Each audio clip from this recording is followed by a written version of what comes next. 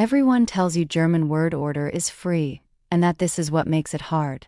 It is backwards. German word order is free precisely because something else carries the meaning. And once you can see what, the freedom stops being frightening. 2 English sentences. The dog bites the man. The man bites the dog. Same 6 words, and the only thing telling you who got bitten was the order they came in.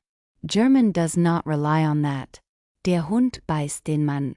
The article in front of each noun says which one is doing the biting, so the words can move and the meaning does not budge. And there is one small group of verbs where this rule simply switches off. Stay for that one. It is where most learners go wrong. So here is the whole system, and it is one question.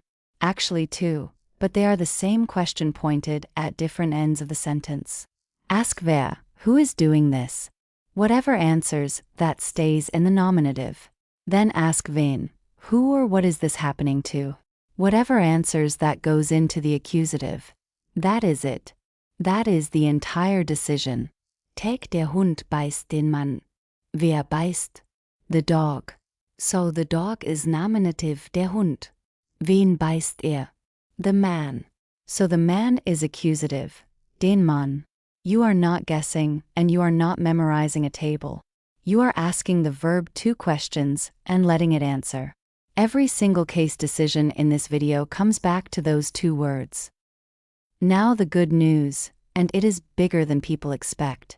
German has 4 article forms, and when you move from nominative to accusative, exactly one of them looks different. Maskuline, der becomes den. Ein becomes einen. That is the whole change. Feminine, die Frau stehst die Frau. Neuter, das Kind stehst das Kind. Plural, die Kinder stehst die Kinder. So 3/4 of the time, you do the wer and wen check, arrive at the answer, and then nothing happens on the page at all. This is why the accusative feels invisible for weeks, and then suddenly matters. It only ever shows up on masculine nouns. If you learn one swap in this entire video, learn der to den. Everything else in the system is decoration on top of that. Here is the payoff from the opening. And it is the thing English speakers find hardest. In English, the first noun is the subject. That is not a preference. It is the only signal you have. So when German puts the object first, an English brain reads it wrong and cannot say why. Ich sehe den Hund. I see the dog. Normal order. Now watch. Den Hund sehe ich. Word for word, that is, the dog see I, and every instinct you have says the dog is doing the seeing. It is not. Den is still sitting there marking the dog as the object, so the meaning has not shifted by 1 degree. Only the emphasis moved. This is why the article matters so much. It is not decoration on the noun. It is the information English keeps in word order, and German has put it somewhere else. Articles are quiet about this. Pronouns are not. Where die and das stay flat, almost every pronoun visibly changes shape, which means you have been doing this without knowing it. Ich becomes mich. Du becomes dich. Er becomes ihn. Wir becomes uns. Ihr becomes euch. And the same 2 questions pick the right one. Er sieht mich, wer sieht? He does, so er. Wen sieht er? Me, so mich. If you have ever said ich liebe du and been corrected to ich liebe dich, this is the rule you are bumping into. Nothing new to learn here. The same wer and wen you already have, applied to a set of words that happens to show the answer more clearly. And here is the group I promised you at the start. 3 verbs do not take an object at all. Sein, werden and bleiben. To be, to become, to remain. Ask wen after them and there is no answer, because nothing is having anything done to it. The thing after the verb is just the subject described a second way. So it stays nominative.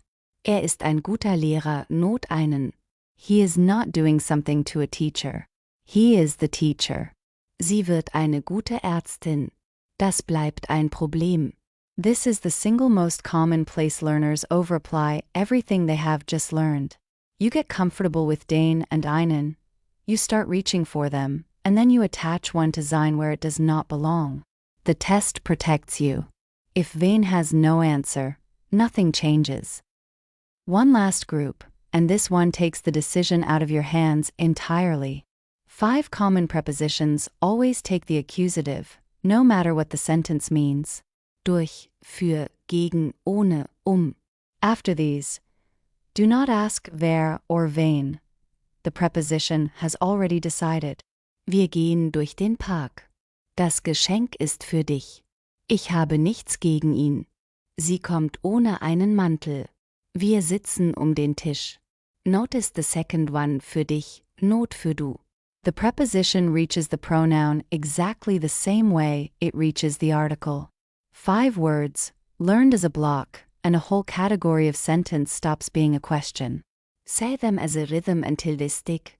Durch, für, gegen, ohne, So, everything on one board. Ask wer to find the subject. It stays nominative. Ask wen to find the object. It goes accusative. Only masculine changes. Der tu den, ein tu einen. Word order decides nothing. The article does, which is why the object can sit at the front and mean exactly the same. Pronouns show it loudest. Mich, dich, ihn. After sein, werden and bleiben, nothing changes at all.